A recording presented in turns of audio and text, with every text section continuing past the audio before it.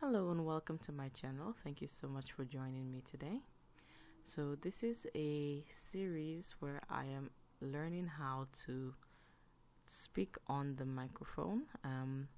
In the last few videos, I mentioned how I am a complete novice when it comes to video editing and just the whole YouTube aspect in general. So my first 5 videos, I was just practicing the whole concept of uploading because it terrified me just to do that.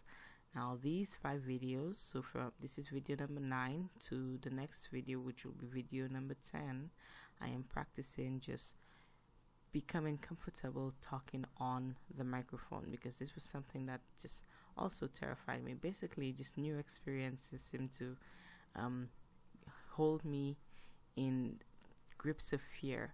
So I make just these simple videos, nothing too complicated, because the focus of the videos aren't what you're seeing.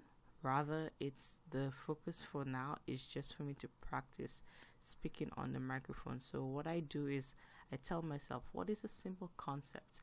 What is something that won't be too time consuming that I can work on so that it would be done quickly within 10 minutes so that I can practice a 10-minute free thought video where I can just speak about what I'm doing and what I'm thinking and my plans for the channel and just basically whatever I'm planning to do.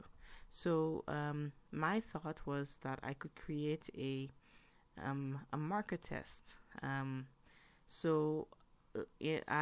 think some of the videos that I made earlier were some books that I'm selling in my store, some journals.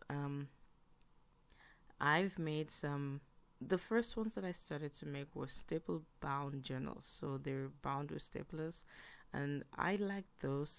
They're very simple and they're traditional, but it's not where I want to stop. So I want to have all different versions of books in my store, and one of the versions that I wanted was also like coil bound books. Unfortunately though, coil bound books are not within my budget right now, so that's a future project I will have to look into. However, comb bound books was something that I could tackle. So as you can see, I'm using a comb bound book right now, which is something that I made myself. So I do have some staple bound books, which is what I made in a few videos, and I could have used those staple bound books to make this video, but I was just so excited that I had the ability to make some coil bound books that I went through the whole process of creating a coil bound book just to make a bleed test for the markers and to test out the quality of the paper that I'm using for the journals and the sketchbooks that I'm making. Now, unfortunately, we are in the middle of a pandemic right now, so it is very difficult for me to do the kind of testing that I would want to do in terms of paper. So I have to do a lot of online shopping, and it is very hard to tell the quality of products through online. The paper that I'm using, it's really good quality paper. Like I gave somebody something through and it was printed on that paper, and the person said to me, wow, the quality of this paper is really good. The problem is that while it is great for journaling and it's great as a dot grade, it's not great as a sketchbook if you're going to be using things like Copic markers or alcohol-based markers. If you're using like markers that are like highlighters or any of them, like if you're looking at this thing that I'm doing, you will see the markers that are going to be good for this.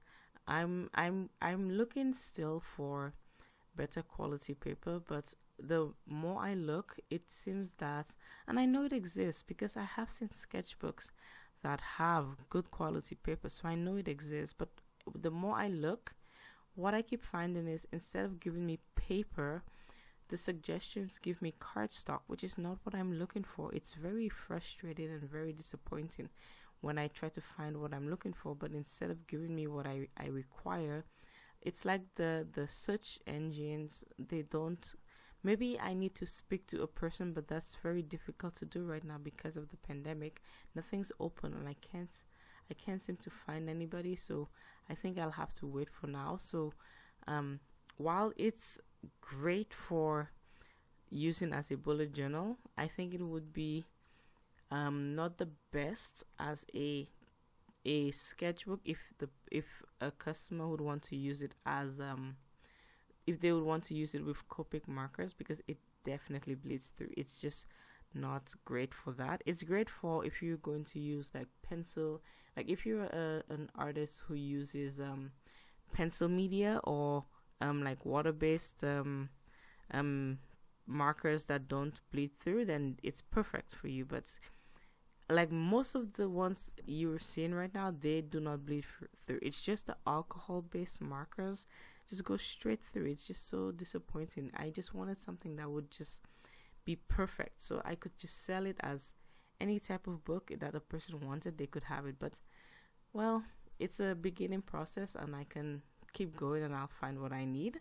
But for now, I also wanted to create this kind of pattern, this box grid, because I find it very satisfying to create swatches. I don't know why. Like honestly, you know what I actually wanted to do, and I know it's so ridiculous. I actually wanted to create swatches for every single marker and pen that I have.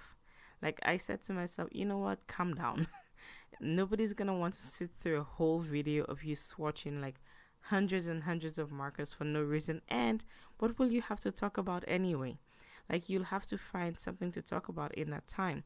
So my compromise with myself was that I decided that instead of swatching every single marker and pen that I owned, I would swatch 4 of the main ones that I think would fit, would cover the point that I was trying to make. Some of them didn't have 4, unfortunately. So I had to use what I had. Most of the markers are actually markers that I got from the dollar store or from like smaller shops. They're not all name brands. I got a lot of them from Amazon because I try my best not to buy too expensive things. As long as the product works, it works for me. The second compromise that I said to myself was that I will be using these markers and pens to make art with.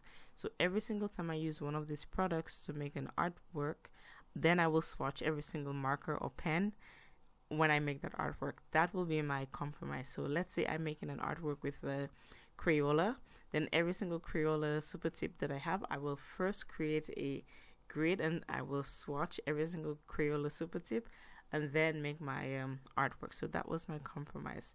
So I thought I would make here I am showing the grid. It looks really cool, right? Like it's so satisfying. I kind of wanted to do more, but I know I shouldn't have. I see, look, there's if you look on the next page, when I flip it over again, you will see there's some bleeding on the opposite page, and there's a few drops on the page next to it. So there's a little bit of issues, but I thought I would write down like A, B, C, as in no ghosting, very little ghosting, or lots of ghosting. But then when you flip the page, I just thought it was unnecessary, because if you look at it, basically it's either there's no ghosting or there's complete ghosting. Like it's very simple. A lot of them, I would say maybe 75% of the markers were on the pens were not, they did not bleed through, but I would say the next 20 to 25% they definitely went through. So the last group, so I had them in groups of pens, then highlighters, and then markers, and the majority of the alcohol-based markers definitely bled through. So yeah, that was about it. Thank you so much for listening to me just talk a little bit. I'm very grateful that you stayed to the end. Hopefully you will come to the next video again. It will be the last one in the group. And then next I will be practicing live speech, and live recording. So wish me luck. If you enjoyed this, or if you even liked it, please hit the like button. And if you'd like to come to the next one, please hit the subscribe button. And I will see you in the next one. Thank you. Bye.